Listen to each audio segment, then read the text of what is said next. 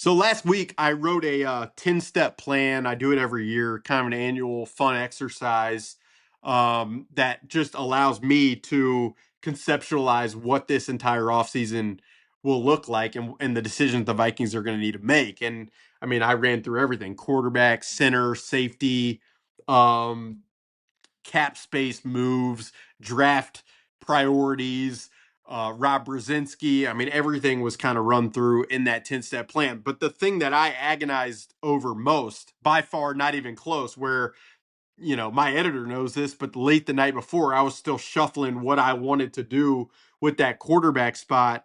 The thing I agonized most was the quarterback position and what the Vikings can do that makes you feel really good about things moving forward. And it's really difficult. I ended up settling with Kyler Murray. I didn't feel great about it. And frankly, in the comments section and both on social media, I mean, I was torched for the idea of Kyler Murray. And I've seen so many thoughts on, I mean, I've texted with buddies about Kirk Cousins. I've texted with people about Geno, the Mac Jones conversation. Derek Carr's name came up, and there was a harsh reaction to that. I mean, whether Jimmy G, I remember throwing out that name months ago just on a whim, and people were infuriated by that. And I mean, whether you go Jarrett Stidham, Tanner McKee, Zach Wilson, Anthony Richardson, I mean, none of these guys probably get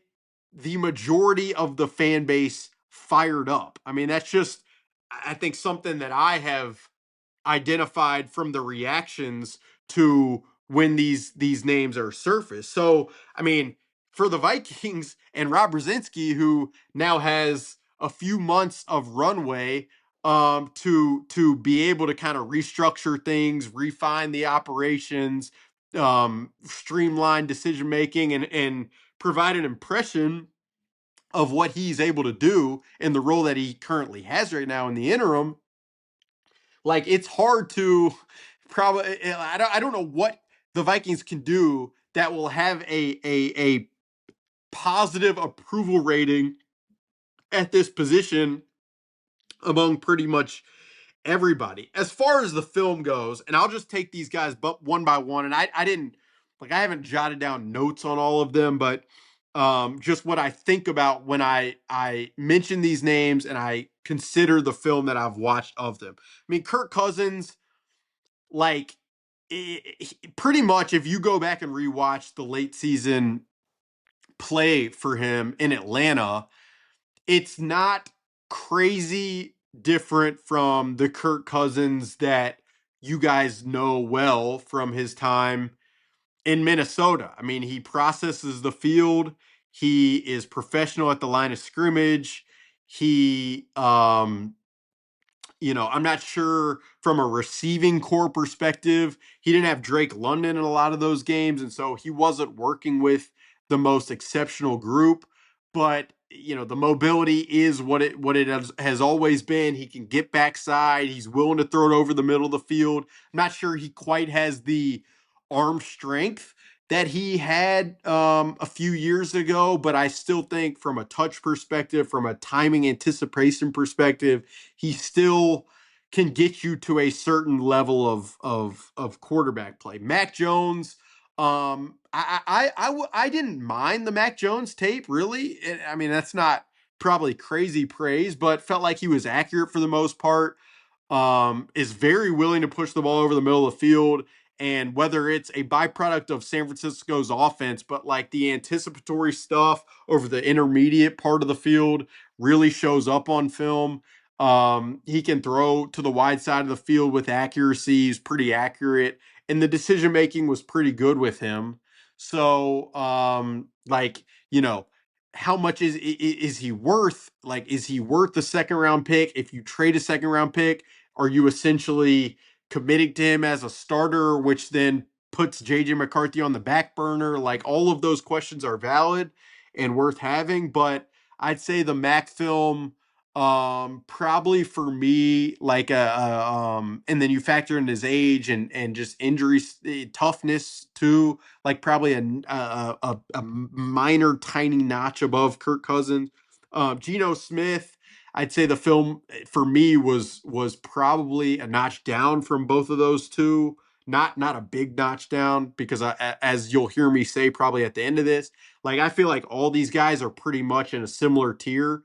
You're not, it wasn't for me at least watching the film like there one of these guys was head and shoulders above everybody else, which maybe that means from the Viking standpoint, you just, whoever's the easiest to acquire and who's ever most willing to compete, like maybe that's just the path that you take.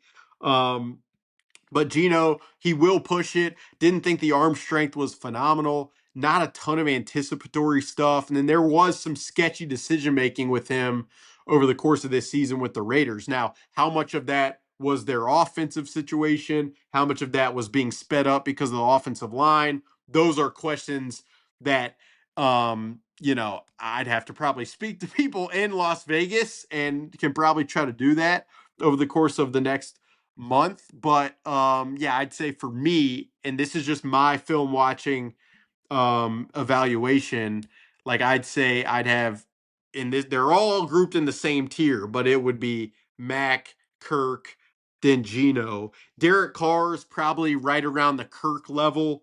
When you look back at what he did in 2024 with the Saints, I do feel like there is a lot of crossover from the Kubiak offense that he played in New Orleans. He like Kirk, very professional at the line of scrimmage. Um, Maybe a little bit more arm strength than what Kirk showed on tape. Probably less full processing ability, and I mean there would probably be questions of like how much is he going to push it down the field, but I thought the Derek Carr tape was, I mean, definitely serviceable. And in this offense, if the run game is improved and you can protect them, like and you have the defense that you had in 2025, and special teams is rock solid. Like you definitely feel somewhat comfortable of winning a certain amount of games in the regular season, and then in the playoffs, I mean, you'd be fighting an uphill battle. Um, I'd say Tanner McKee, probably like Geno-ish tier. He's a backup for the Eagles. Not mobile at all, but definitely can play in rhythm and looks like he sees it fairly well, pretty accurate. He's like 6'5", 220, just really, really tall. And not as much, not I mean, not remotely close to as much experience as any of these other guys. And then you get into Jarrett Stidham and Zach Wilson and Anthony Richardson. I mean, it's less with those guys. It's much more projection. It's much less accuracy, probably, and consistent accuracy. And you'd really, I mean, those guys would be very much like could push JJ McCarthy and I mean Anthony Richardson. There's no doubt he has a lot of qualities that are intriguing, but I mean, you're taking a massive risk on on what your floor actually would be if your quarterback room was, let's say, like a JJ Anthony Richardson and Kenny Pickett. And now there it's a risk where there is some ceiling if those guys could develop to a certain place. But I mean, again, the floor would be at a certain spot. Kyler Murray for me, I mean, just strictly on like raw talent alone, he's probably like right a notch above Mac.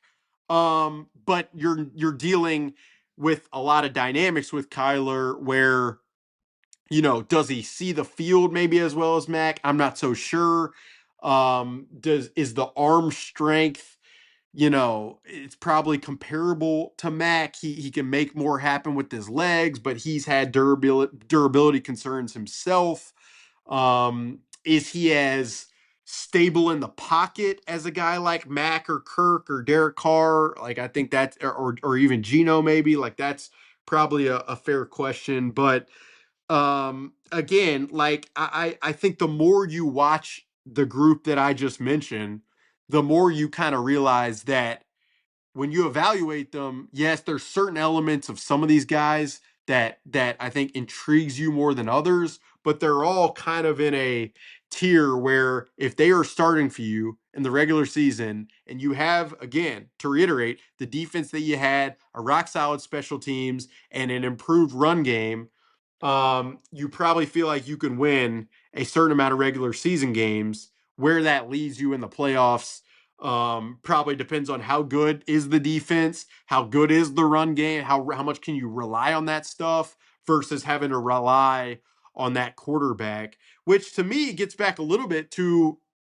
like the first topic of this podcast, in that I mean, unless the Vikings can go out and acquire a Joe Burrow or a CJ Stroud or someone you feel like can shoulder the entire offense from a passing game perspective, like as much as we will and definitely rightfully need to talk about the quarterback play, I do think there is a healthy amount of the conversation that should be, regardless, what does the run game look like? Like, is the run game with Frank Smith's addition as the assistant head coach going to take a step? Are they going to practice it more? What is Aaron Jones going to be back? If he's not, who can they pair with Jordan Mason to be more of the every down back who can pass protect and catch? Like, that is a component of it that we love, and we have to talk about these decisions in a vacuum, especially at quarterback, because it's the quarterback position, and we're, this is the NFL and it's the most important position. But you really, again, like the first conversation, if you talk about the quarterback play, but then leave out the importance of the rest of all of that stuff, I think it's a little misguided of where the Vikings can go. So that's kind of how I wanted to sum that up after watching all of those guys, and I'll probably watch more of it. And if there's other guys you're curious about and want me to watch or provide a more detailed evaluation with specific nuggets of plays and examples, I can do that too. But thought for the podcast on YouTube and via audio, this would probably be the best way to run through it. Because I mean, again, I have spent a lot of time just looking at it and watching it, because I mean, really, for me, it's like, can you uncover a person or a player or a prospect that you feel like has that potential Sam Darnold arc? And I mean, maybe of them, the closest one is probably Mac Jones, which is why the 49ers right now are driving as hard of a bargain as they are to move him. So yeah, it's going to be, like I said, it's going to be really interesting to see what the Vikings do. I think it'll be really fascinating and telling to see what the Vikings value and how, committed they are to JJ McCarthy. And we'll obviously document it here in on the podcast and in writing. And I'm going to bring in some other people who know these quarterbacks really well, just to talk about what they see on film, maybe go back and forth, disagree, just kind of talk about it from that standpoint, because the more perspectives, the better. Over at The Athletic, I'm going to have a mock draft on Thursday, the first one of the cycle.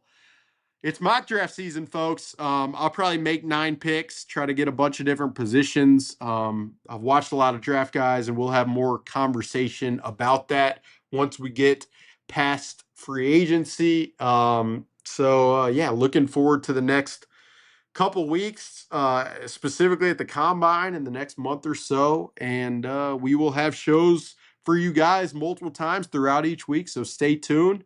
Thank you to First Resource Bank for presenting. Thank you to Unreal for sponsoring.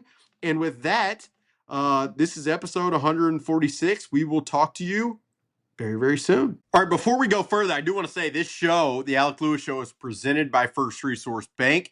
That is a member FDIC bank in the Minneapolis area, run by really, really good people, Tim Siegley, Aaron Siegley, Charlie Anderson, who are Vikings fans. They really care about this community. They've got branches all over the place, and the online banking platform saved me when I moved up to Minnesota, in that I have a very sleek and modern design to be able to utilize from a banking standpoint. So First Resource Bank, please go check them out. Show is also sponsored by Unreal, locally owned and operated clothing brand that is as high quality as you're going to find. I wear it too much, but it's hard not to when the clothes feel as good as they do and look as good as they do. So please support Unreal. Their information is also in the description below. All right, we're going to segue a little bit to the Vikings 2026 quarterback circumstances here. So I'd say this time of year, over the next month, the quarterback and who the Vikings acquire to either pair with JJ McCarthy or have as competition with JJ or have as the starter for the 2026. I don't want to rule out really anything at this point. That is going to come into focus over the next month, and I would expect by the time we're talking on February 11th, or excuse me, March 11th, a month from now, there's probably going to have to be a definitive answer one way or another. And so I would highly doubt that it drags on further, which would be a repeat of last year and how that played out. The combine is February 23rd, and the legal tampering period begins March 9th. So within those, dates, a lot of the conversation will be, it will dominate the media space, whether it's stories at the Athletic, whether it's reports on Twitter. Like, this is where a lot of the conversation is going to happen. I view this as a very fascinating situation, and here's why. If you, being the Vikings, are going to fully commit to a competition, you're probably going to limit the types of players that you can pair with JJ McCarthy. A lot of these experienced quarterbacks, accomplished quarterbacks, are going to want guarantees in some form or fashion that they have a really good chance at starting. And like, while I have heard a lot, and a lot of people have thrown out to me the idea that the Viking situation is very similar to Anthony Richardson from a year ago, which allowed Indianapolis to sway Daniel Jones to sign with them to compete and eventually win that competition. Like, it feels to me, and I did not, I wasn't a voracious consumer of all Anthony Richardson content before last spring, but it feels to me like the Colts were very much closer to leaning out on the idea of Anthony Richardson than the Vikings have at least publicly been from with JJ McCarthy. And so the perception for quarterbacks that the Colts coveted and courted last spring probably made it easier for them to convince those quarterbacks that they would come in and have a really good opportunity to start at the outset, which was definitively the reason that Daniel Jones chose the Colts as opposed to the Vikings. Now, I'll say this, and this is based upon a lot of discussions that I have had with people across the industry. The Vikings circumstances, when you're talking about Kevin O'Connell as the head coach and play caller and offensive designer, Justin Jefferson as a superstar receiver, the organization and how they treat players, like, the Vikings circumstances are still very well thought of throughout the industry. One season of a 9-8 go around that raised a lot of questions and ended obviously with Kwesi Adofo-Mensah's firing has not poured cold water on the entire perception externally in the industry of what the Vikings can provide for a quarterback. But that still does not mean and guarantee that a quarterback is going to choose you just because of those circumstances. These quarterbacks are sharp. Their representation is very aware and very keen on wanting to place and wanting to guide their quarterback to the best scenario that leads to the best future opportunity.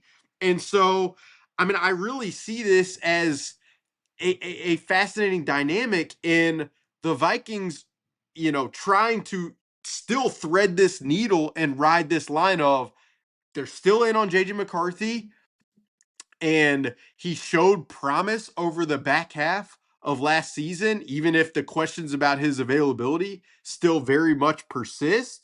And yet they want to round out their quarterback room as best as possible. And it's like, the question that I would ask, just as someone analyzing it, is can you get the best type of quarterback play surrounding JJ McCarthy if you are unwilling to relent on the idea of JJ having a great opportunity to start for the 2026 season? And so how the Vikings thread that dynamic publicly certainly, but also privately with conversations with quarterbacks and agents, etc., is very interesting to me, and I think it's going to be like very revealing in terms of how committed Kevin O'Connell specifically and the Vikings broadly are to JJ McCarthy's potential still to reach that franchise caliber quarterback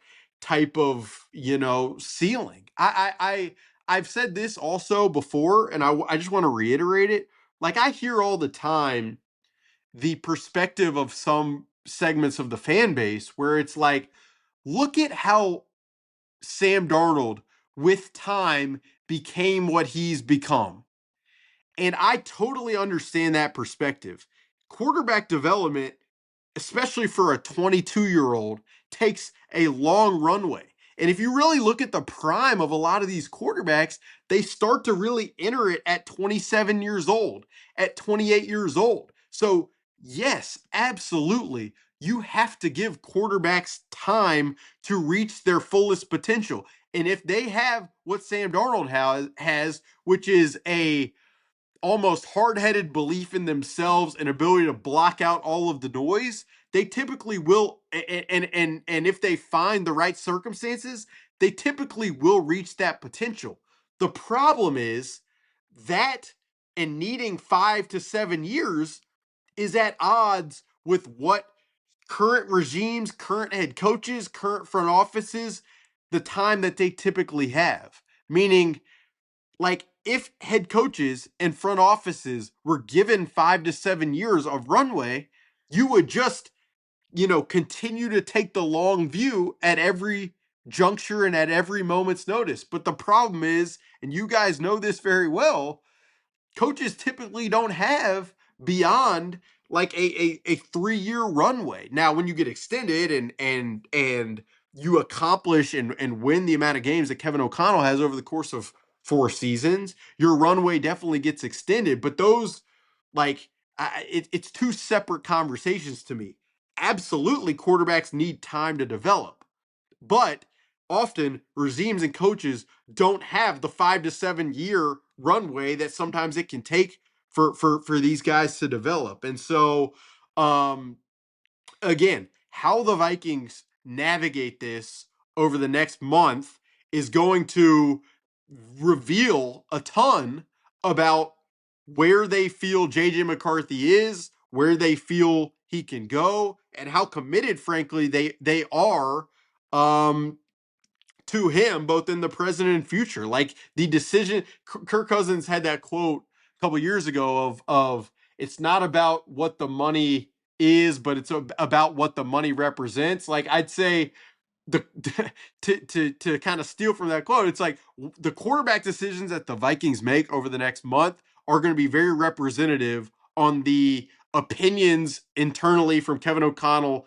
and this staff on JJ McCarthy, regardless of what they've said publicly. So, again, combines in 2 weeks. That's where a lot of the conversations begin. And then the legal tampering period begins March 9th. And you really can't afford to get much further than that and not have a plan or an answer, or you risk entering kind of the space that you did last year where it drags on. You end up with Sam Howell, and then you trade for Carson Wentz you trade Sam Howell, you sign Carson Wentz to replace Sam Howell. I mean, getting deeper into April without any answer or or refined plan would be repeating the mistakes of last spring, which would be disastrous more than anything else. So I'm going to talk here about the film and watching all these quarterbacks and how I've kind of thought about stacking them all up, because to me hopefully it's insightful for you guys. And I don't know, when you watch 500 to 1,000 clips of film of quarterback play, that isn't the most exceptional quarterback play. I mean, you gotta talk about it somewhere, don't you? Welcome back to the Alec Lewis Show. I'm your host, Alec Lewis. This is episode 146, recording on Tuesday, February 10th, a couple days after the Super Bowl, and only a couple of weeks until the scouting combine in Indianapolis. I will be there really for the duration of that entire week, talking to anybody and everybody across the NFL. For those of you who don't know, it is kind of like the NFL's spring convention where, yes, there are measurements going on inside Lucas Oil Stadium, but there are also agents and executives and coaches and reporters and everybody involved with the NFL weaving their ways throughout multiple hotels in downtown Indianapolis. So I'll be there for that. And we will record live from whatever hotel I have booked for that week, which begins on February 23rd. And there are a lot of conversations that take place there that will influence where things go from a free agency and draft perspective. So it's always one of the most fun weeks of the calendar. It's one of the most exhausting weeks. It's definitely one that taxes your liver with the amount of late nights spent conversing and spending time with folks, but really looking forward to it. So just stay tuned for some coverage from Indianapolis. We're going to talk about a bunch of things here on this show. We're going to talk about Sam Darnold and what he accomplished with the Seahawks and dive into a little bit of a tangentially related conversation to a story that I wrote for Tuesday about what the Vikings can learn a little bit from what the Seahawks and Sam Darnold accomplished, especially offensively.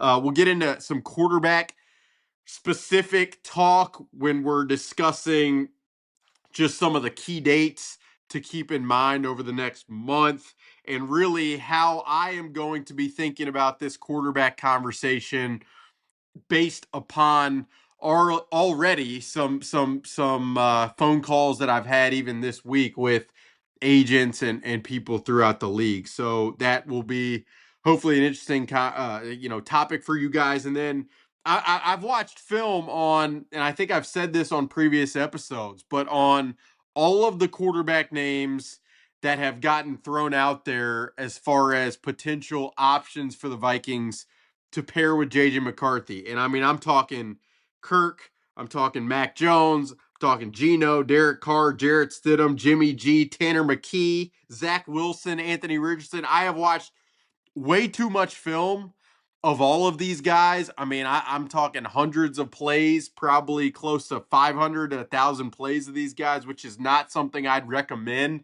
unless you are an absolute sicko or you get paid to do it. But going to dive in a little bit on really all of them individually and how I have put in perspective how I think about the group collectively. So we'll get into that, and then we'll dovetail to a couple other of subjects that have been on my mind over the last couple weeks and really over the last week as I've come up from air from the aftermath, you could call it, of Kwesi Adofo-Mensah's firing. If you're new here watching on YouTube, hit the subscribe button. If you don't know me, I cover the Vikings for The Athletic. I'm in the building every day, travel with the team on the road, covering games, and it's really an around-the-clock type of gig that really becomes interesting in springs like this because, as we saw last year at this time, the decisions that are made or aren't made have major ramifications for what happens over the course of the season. If you're listening on Apple or Spotify or iHeart, you can rate and review, and all of that stuff helps us out, and we appreciate it. Beginning with Sam Darnold. So, there has been, and we've talked about it even here on this podcast, so much conversation about the Vikings' decision not to bring back Sam. And I mean, we have relitigated that in stories and in topics, whether it's radio, whether it's here, so many times over. So I wanted to take kind of a different tact for a story Tuesday morning, and that story is up at The Athletic if you want the deepest dive possible. But I do think there are some things that the Vikings, especially offensively, can learn from what the Seahawks accomplished here. First and foremost, when you have that type of defense and when you also have that type of special teams, and I don't think that can go overlooked with what Seattle accomplished this year. They had the number 2 special teams in DVOA. They went out and acquired Rashid Shaheed to improve their returning ability, which really showed up late in the season. They had a respected kicker in Jason Myers. They had a really good punter in Dixon who showed himself in the Super Bowl. And so when you have, coaches throw out all the time complimentary football, but the Seahawks, in my opinion, and really in college football, Indiana was also kind of an example of this. When you throw that out, but you actually live by that, when you have a defense that can do what Seattle's defense did and a special teams that doesn't make mistakes the way that Seattle's didn't, what you need from your offense is lack of turnovers, which the Seahawks did not turn the football over one time in the playoffs. And you need both a combination of explosiveness and efficiency. And how you go about getting there really depends on what you have, on game script, and on how much risk you're willing to take on as an offense. And so the more that I've thought about what Seattle was able to do, the more difficult it has been for me not to juxtapose what they did with what the 2024 Vikings were and how those two units really operated and looked when you compare them side by side. And one of the most obvious components of those two units that just stands out is the Seahawks' willingness to stick with the run even when it wasn't uber successful. I mean, if you compare the 2024 Vikings and the 2025 Seahawks from a success rate,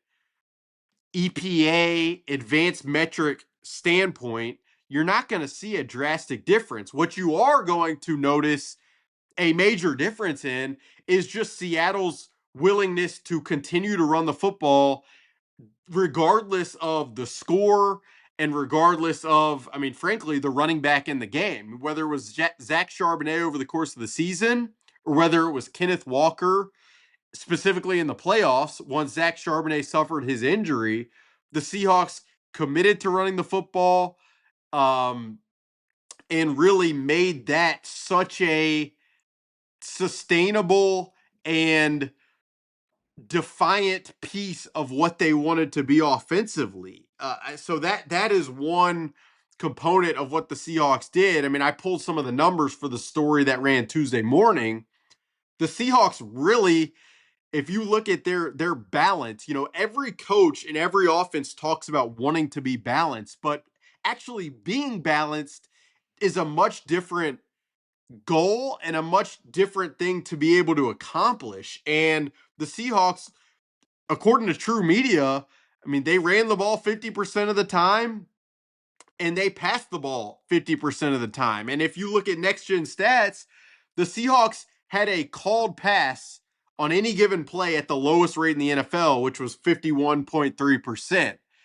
And so for me, it was a direct snapshot at Clint Kubiak and how much of a piece of his offense he wants and really demands running the football to be. And it's not like, it didn't feel like, and this is more anecdotal, it didn't feel like Seattle was reinventing the wheel from the types of runs that they called or such a creative blocking scheme that it was almost hard to identify whether they were running traps or whams or duo. No, it felt like it was a very zone-based approach with every play action called built on top of the types of runs that they leaned into. Now, I will say they did have a difference at running back compared to the 2024 Vikings. The Seahawks had Zach Charbonnet, who is a very efficient runner. He's going to pick up whatever is there from a blocking perspective, and he can break tackles. And then Kenneth Walker, who is a dynamo, an explosive, incredibly quick, tough, and just creative runner who I thought this was crazy going through some of the statistics, but the Seahawks running backs forced more missed tackles, 130, than any other group of running backs in the NFL throughout the duration of the 2025 season. And so when you compare the 2024 Vikings and the 2025 Seahawks, like that is a major difference in commitment, first of all, from a running perspective, and also what they had at running back to be able to lift the ceiling or the floor, however you want to look at it with the run game, to be able to have confidence that that commitment is going to pay dividends throughout the course of the season. Now, there were other elements that made the Seahawks offense with Sam Darnold more successful than the 2024 Vikings. And you can run down the laundry list. I mean, they leaned even further into design rollouts, specifically rollouts to the left, which Sam Darnold showed an incredible ability to be able to contort his body and make throws like that on the run. There was almost a double amount of design rollouts that Seattle ran this year compared to what the Vikings ran in 2024. They threw more slants.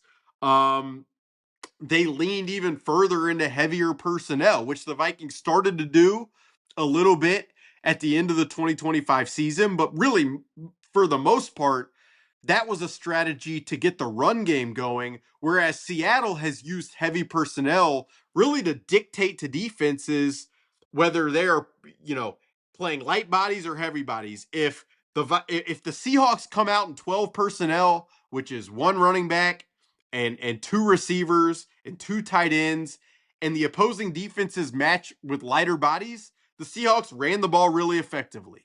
If they came out with that same personnel grouping and the defense matched with heavier personnel, then the Seahawks threw the ball really effectively against those personnel groupings. And so they had an ability to dictate mismatches in a way that the Vikings over the course of the last 4 years really haven't. The Vikings have loved 11 personnel, but they haven't been able to run the football out of 11 personnel against light bodies.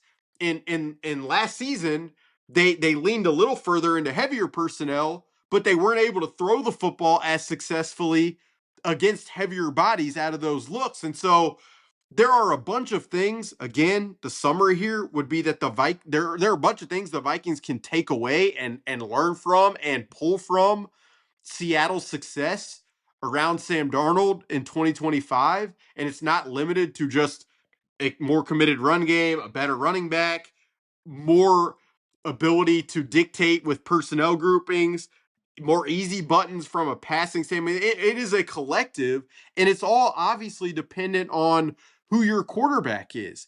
If you have a Joe Burrow, or if you have a Josh Allen or a Matthew Stafford, you probably can get away with the type of approach that the Vikings had in 2024 and have had for much of Kevin O'Connell's time with the Vikings.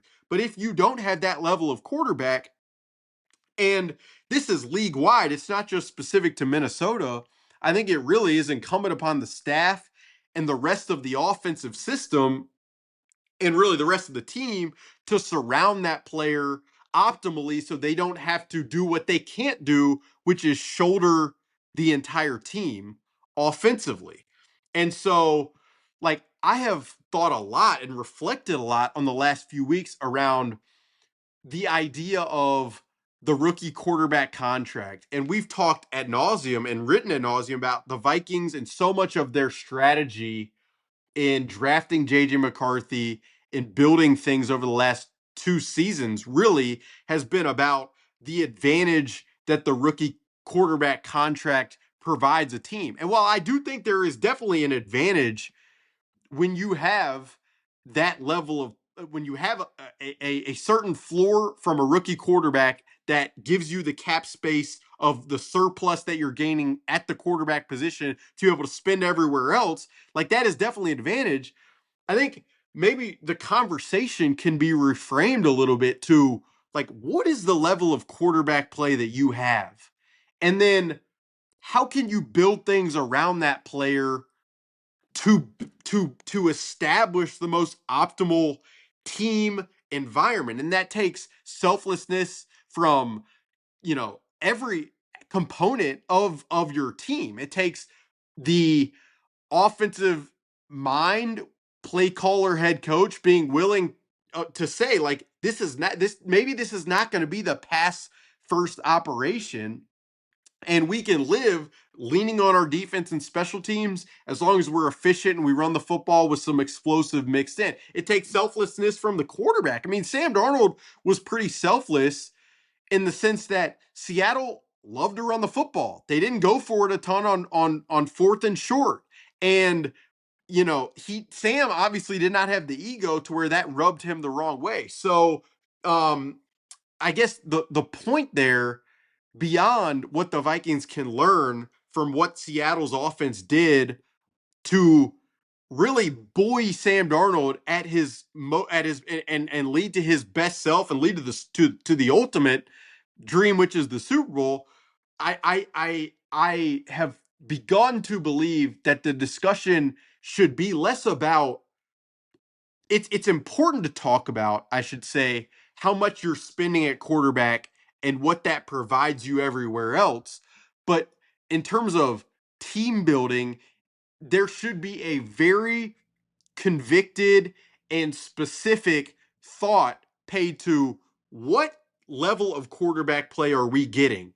And then how does that inform what we need everywhere else in terms of running back, in terms of offensive line, in terms of play calling and game plan strategy, in terms of decisions being made within the game on fourth down, whether to punt, whether to kick, all of the like it's funny because I sometimes have rolled my eyes probably in the past at the complimentary football refrain from coaches time and time again. But I do think Seattle was a great example of what can happen when you really take a broad global look at your team from a complementary standpoint and build things out with the overall vision in mind. And again, that takes selflessness, that takes very specific decision making, and that takes oftentimes balance in a lot of different ways.